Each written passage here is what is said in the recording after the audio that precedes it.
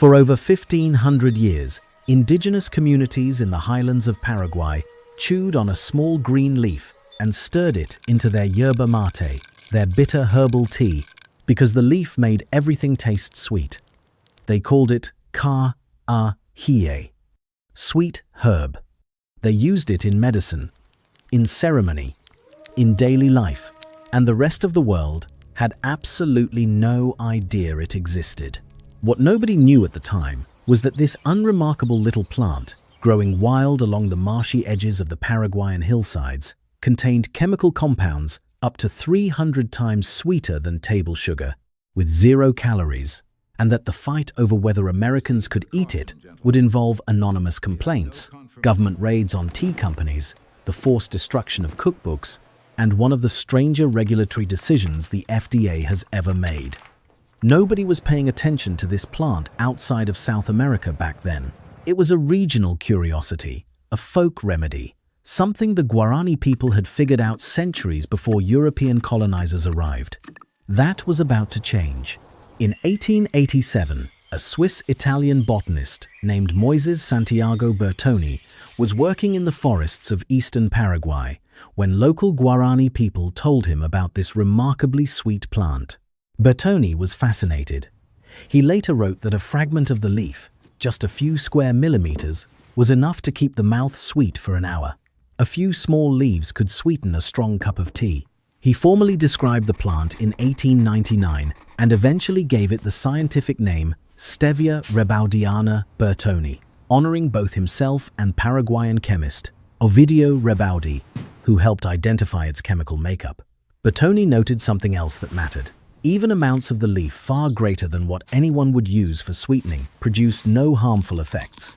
He said so plainly in his publications. This was an observation the Guarani already knew from centuries of daily use, and it would take the rest of the world more than 100 years to officially agree with it. The Guarani had their own uses for the plant beyond sweetening tea. According to ethnobotanical accounts, preserved in the Paraguayan National Archives in Asunción, the leaf played a role in traditional medicine.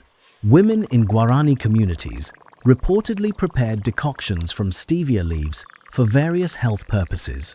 Spanish colonizers documented these practices as early as the 16th century, and by the 1800s, daily stevia use had spread beyond indigenous communities to settlers across Paraguay, Brazil, and Argentina. But outside South America, the plant remained almost completely unknown. The introduction of sugarcane to the Americas had created a global sugar trade worth far more than any wild herb. There was no commercial infrastructure, no supply chain, no corporate interest. The sweet leaf stayed in the marshes. For a long time after Bertoni's discovery, stevia stayed where it was: Paraguay, Brazil, Argentina. A regional sweetener with a niche following. The chemical compounds responsible for its sweetness, called steviol glycosides, were identified by French chemists in 1931, but commercial interest didn't follow. Sugar was cheap, widely available, and deeply embedded in global agriculture and trade. There was no incentive for anyone to push a leaf from Paraguay onto the world market. That changed in the early 1970s, and the country that moved first was Japan. Japanese researchers developed the first commercial stevia-based sweetener in 1971. The timing was not a coincidence. Japan had been reviewing the safety of certain artificial sweeteners, and health concerns around synthetic alternatives were mounting. Food manufacturers needed something new.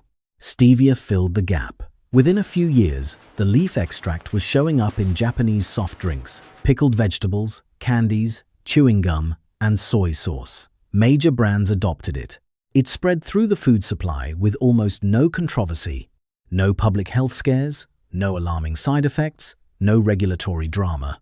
Japan's Ministry of Health reviewed the data and found no issues. The country essentially ran a population-scale safety study that lasted decades, with millions of consumers eating stevia-sweetened foods every single day.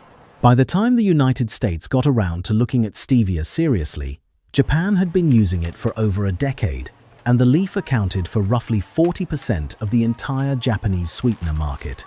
If that sounds like a large share, it is. Japanese consumers had spent years eating stevia in everyday products without a single documented public health incident tied to the sweetener. Japan's approval influenced other Asian nations too. South Korea, China, and countries across the region began cultivating and using stevia. It was becoming a mainstream ingredient in one of the world's most advanced food markets, while remaining completely unknown to most American consumers. So when stevia first showed up in the American market in the early 1980s, you might expect the story to go the same way. A natural sweetener, 0 calories, centuries of human use, a track record in one of the world's most health-conscious countries. The United States was in the middle of a diet craze. Low-calorie products were exploding in popularity. Artificial sweeteners like aspartame were being added to everything from soft drinks to chewing gum. If ever there was a market ready for a natural 0-calorie sweetener, this was it. It went the opposite way. In 1982, a man named Jim May, the CEO of a company called Wisdom Natural Brands, started importing stevia from Paraguay and selling it in the United States. Health food stores carried it. Consumers who were looking for alternatives to sugar and artificial sweeteners bought it. Small but growing demand. Word of mouth in the natural foods community. For a few years, stevia existed in that quiet corner of the market without much trouble, building a modest following among health-conscious consumers who liked the idea of a plant-based sweetener with no calories and no chemical processing. Then, in 1986, the FDA raided Celestial Seasonings. This was a nationally known tea company that had been using stevia as a sweetener and flavoring agent in their teas for more than 2 decades. Without warning, FDA agents seized several pallets of stevia from the company's facilities. No public hearing, no gradual phase-out, just a confiscation. The company was told they could not use stevia in their teas anymore. The stated reason was that stevia had not been proven safe as a food additive. If you're wondering how that's even possible for a plant that had been consumed by entire populations for centuries, so is everyone else. 5 years later, in 1991, the FDA made it official. The agency issued an import alert that banned the importation of stevia leaves, stevia extract, and any food products containing stevia into the United States. The classification was blunt. Stevia was labeled an unsafe food additive. The reasoning pointed to a handful of studies that raised questions about the plant's potential effects on blood sugar levels and fertility. Some of these studies involved injecting extremely high doses of stevia compounds into lab rats, far beyond what any human would consume. Others were, by the FDA's own later admission, not very good. Dr. George Powley, who later served as director of the FDA's Division of Product Policy, acknowledged the weakness of the evidence. He said the tests were hard to interpret and that it was difficult to tell what had even been tested. He admitted that the real problem was a lack of good studies, not the presence of bad results. That is a meaningful distinction. The FDA was not saying stevia had been proven dangerous. It was saying stevia had not been proven safe to the agency's satisfaction. And the difference between those two positions is where the entire controversy lives. The agency's position created a strange reality on the ground. Stevia shipments arriving at US ports were detained. Importers watched their products sit in FDA warehouses. Small businesses that had been legally selling stevia for years suddenly found themselves on the wrong side of a federal import alert. Meanwhile, packets of aspartame and saccharin lined the shelves of every diner, every coffee shop, every grocery store in America. Those products had their own contested safety histories, but they had gone through the FDA's formal approval process, backed by the deep pockets of major chemical and food companies. One former stevia industry executive, Kerry Nielsen, who ran operations at a company called Sunrider International, said something that stuck. He recalled an FDA official telling him that if the agency wanted to make carrots illegal, they could do it. Whether that quote is apocryphal or accurate, it captured the frustration of an entire industry that felt the regulatory system was being used as a weapon rather than a shield. This next detail raised eyebrows across the health food industry and in Congress. The 1991 import alert was triggered by what the FDA called an anonymous trade complaint. Someone had filed a formal objection to Stevia's presence in the American market, and the FDA acted on it. When journalists and Stevia advocates filed Freedom of Information Act requests to find out who had submitted the complaint, the FDA redacted the names. The identity of the complainant has never been officially confirmed. Speculation landed immediately on the artificial sweetener industry. At the time, companies manufacturing and selling aspartame, saccharin, and other synthetic sweeteners had enormous market share and a strong financial incentive to keep a natural, zero-calorie competitor off American grocery shelves. Arizona Congressman John Kyle called the FDA's action on stevia, in a 1993 letter to FDA Commissioner David Kessler, a restraint of trade to benefit the artificial sweetener industry. Rob McCaleb, president of the Herb Research Foundation, put it more simply. He said stevia had a political problem. The irony was hard to miss. The FDA was banning a plant with centuries of documented human consumption and a clean safety record in Japan, while simultaneously allowing artificial sweeteners that had faced their own cancer scares and health controversies. Saccharin had carried a cancer warning label. Aspartame had been the subject of fierce scientific debate. Both stayed on store shelves while stevia was pulled from them. For a while, that was the status quo. Stevia was illegal as a food ingredient in America. You could not put it in tea, in soda, in anything sold as food. The health food community protested.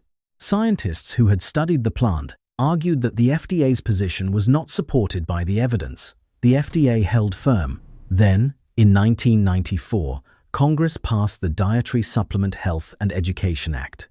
This law changed the rules around dietary supplements, and it forced the FDA's hand. In 1995, the agency revised its import alert. Stevia could now enter the United States, but only if it was labeled and sold as a dietary supplement, not as a food ingredient. Not as a sweetener, as a supplement. The contradiction was obvious, and critics said so loudly. As one stevia cookbook author put it at the time, the FDA was saying stevia was safe as long as you took it as a dietary supplement. But the moment you tried to use it as food, it was somehow unsafe. Same leaf, same chemical compounds, same human body consuming it. Different label, different legal status.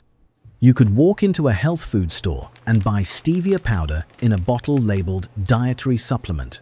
You could take it home and stir it into your coffee. That was legal.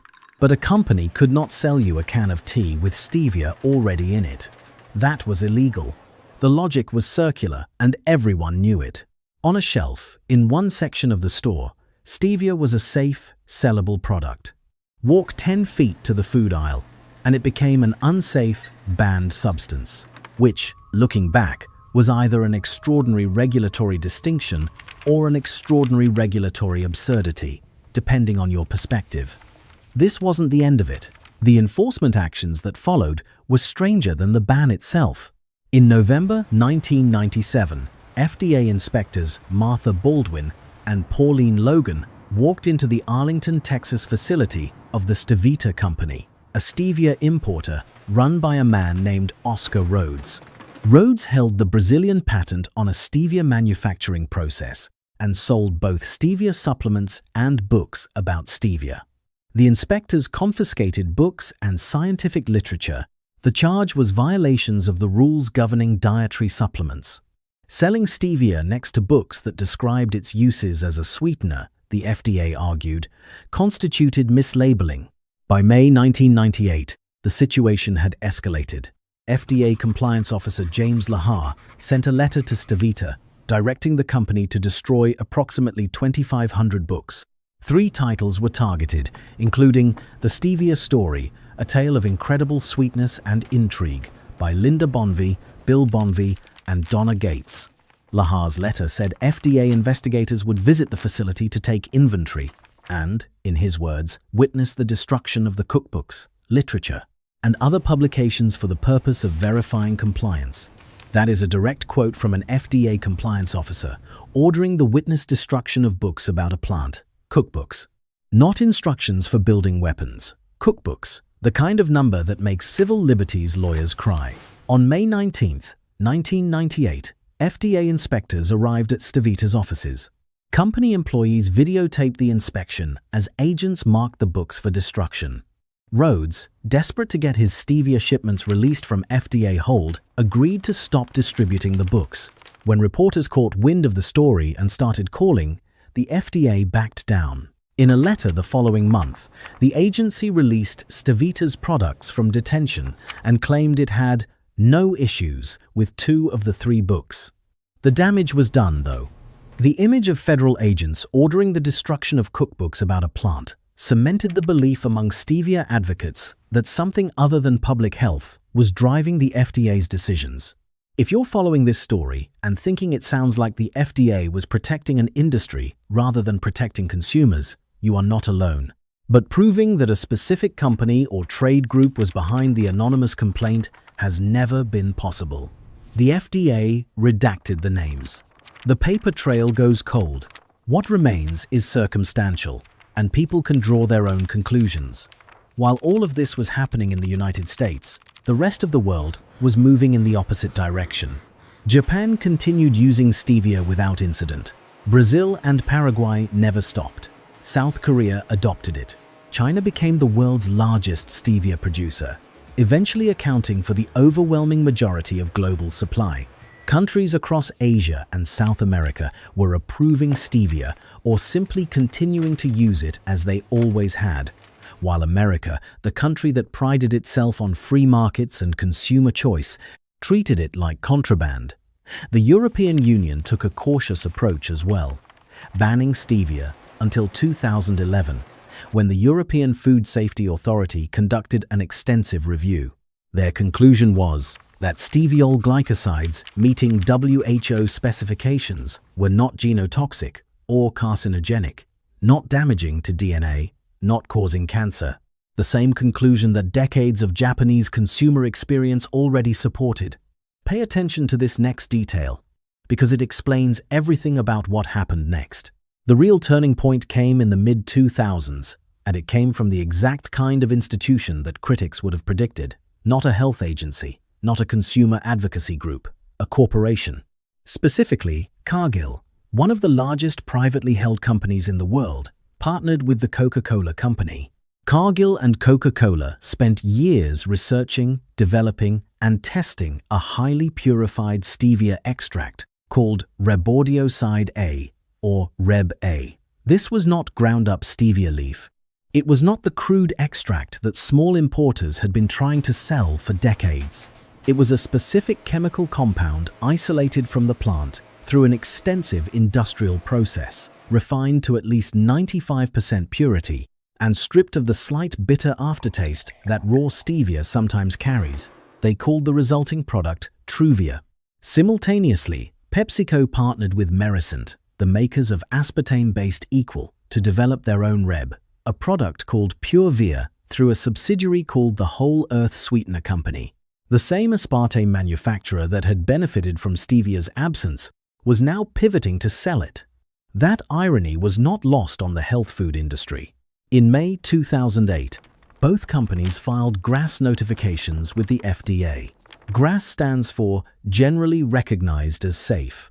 It is the designation that allows a substance to be used in food without formal FDA approval, as long as there is scientific consensus on its safety. The research Cargill funded was published in the peer-reviewed journal Food and Chemical Toxicology that same month. On December 17, 2008, the FDA issued letters to both Cargill and Whole Earth Sweetener Company, stating it had no objections to their GRAS claims for high-purity Rebordioside A. The speed of what happened next was remarkable. Overnight, Cargill ran television ads promoting Truvia. The next day, Coca-Cola and PepsiCo announced new beverages featuring the ingredient. Coca-Cola launched Odwalla drinks and Sprite Green sweetened with Truvia. PepsiCo put Purevia into Sobe Life Water and Trop 50. Dr. Pepper Snapple Group announced similar plans. The products were already manufactured and sitting in warehouses, waiting for the regulatory green light. These companies had been preparing for this moment, while the ink on the FDA's letter was still drying. Jim May, the same man who had started importing stevia from Paraguay back in 1982, called it a sweet victory. After decades of fighting for stevia's legitimacy, after watching his competitors get raided and his industry treated like a smuggling operation, the plant he had championed was finally legal for food use. At least, a purified version of it was. Wisdom Natural Brands, May's company, had actually completed its own independent GRAS review months earlier. In March of 2008, two separate groups of independent scientists reviewed the evidence and concluded the same thing. The plant was safe. The difference was that Wisdom was a small company. Cargill was one of the largest food companies on Earth, and it had Coca-Cola behind it. The FDA's response came faster when the applicant had that kind of weight behind the filing. The timing tells a story of its own. For 17 years, from 1991 to 2008, the FDA maintained that stevia was not safe for use in food.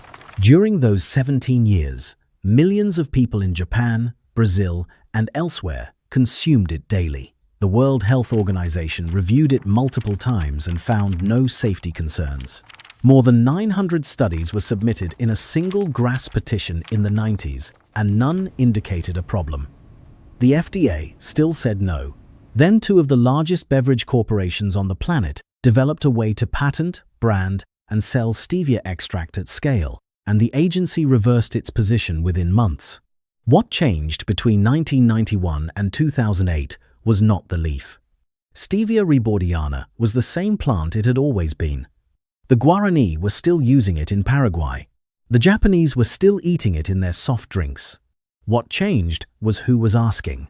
When small health food companies and herbal supplement importers wanted to sell stevia, the FDA found the evidence insufficient.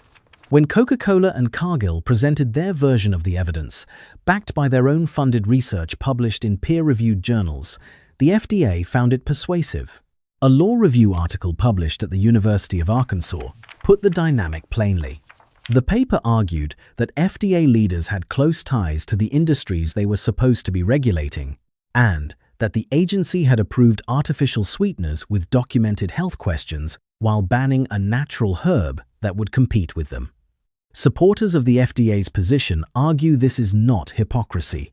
They point out that the 2008 approval was specifically for high-purity Ribaudioside A, not for crude stevia leaf or unrefined extract, which remain unapproved for food use to this day.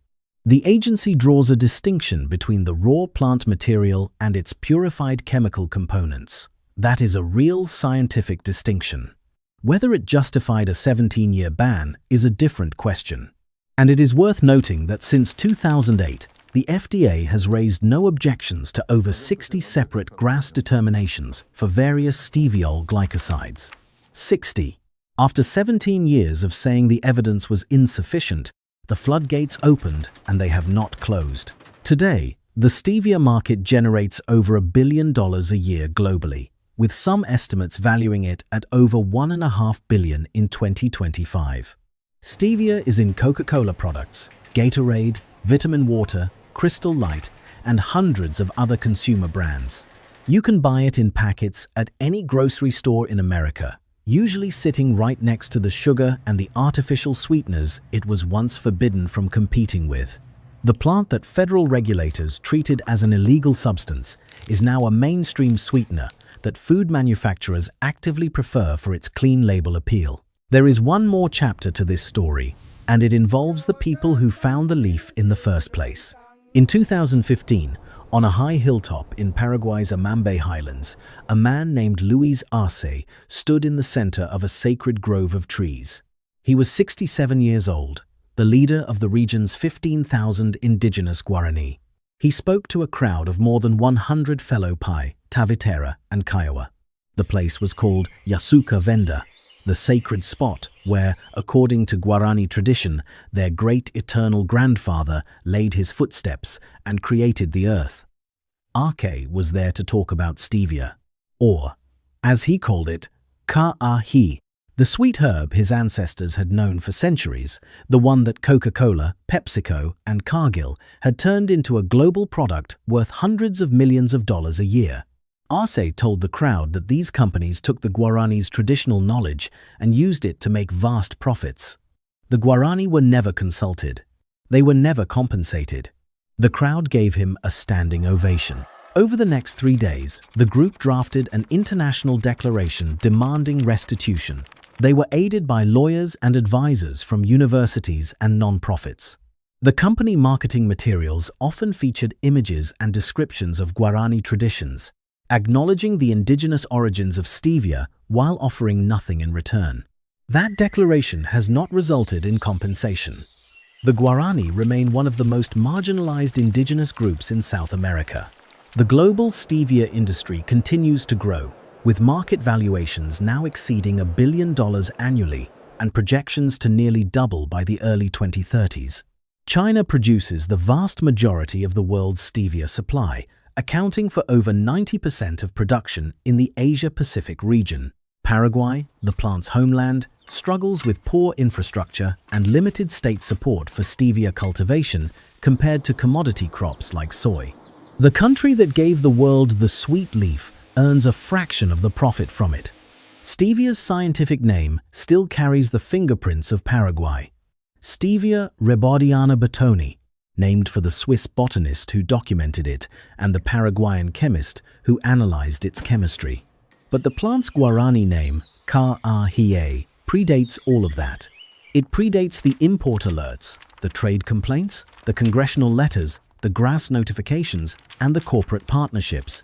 It predates Bertoni by centuries. And that's where the story sits right now. A leaf that grew wild in the marshes of Paraguay for millennia. Used by indigenous people who understood its value long before any scientist documented it. Ignored by the wider world until a Swiss botanist tasted it in the 1890s. Embraced by Japan in the 1970s. Banned by the United States in 1991 after an anonymous complaint defended by small business owners who had their books confiscated and destroyed.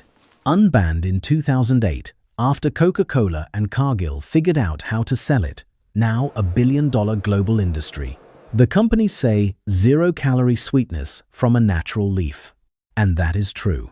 But the Guarani have a word for it that is older than any brand name, older than any regulatory filing, older than any patent. Ka-ah-hie, sweet herb. If you found this story interesting, consider subscribing. I cover stories like this one every week, the hidden histories behind everyday things you never thought to question. Coca-Cola once called stevia a great-tasting sweetener. The Guarani call it their stolen heritage. The FDA once called it unsafe. They still say the raw leaf is not approved for food use. The same plant, judged completely differently depending on who is holding it and what they plan to do with it. The real question was never whether stevia was safe. It was always about who got to decide.